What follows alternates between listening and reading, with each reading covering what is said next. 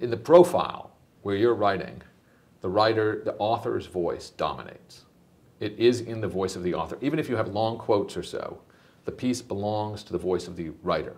In a Paris Review style interview, the dominant voice is entirely that of the subject.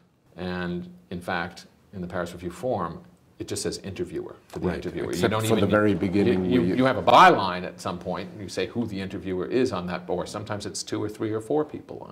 Historically, there have been some that were done over time by a number of people, including by the subject themselves, who sometimes has done auto interviews. And like I think Kurt Vonnegut pretty much threw out 4 or 5 versions and interviewed himself because he liked his own questions better. What you're really doing is you're serving that person's, the subjects, telling their own story in their own way.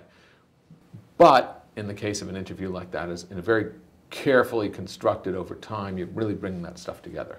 You're making, it's not just sort of a random conversation. You're shaping it, and you're going back to it, and you're inserting things and crafting it so that it is both speech but also a formed Q&A that has a quality as its own literary or written form.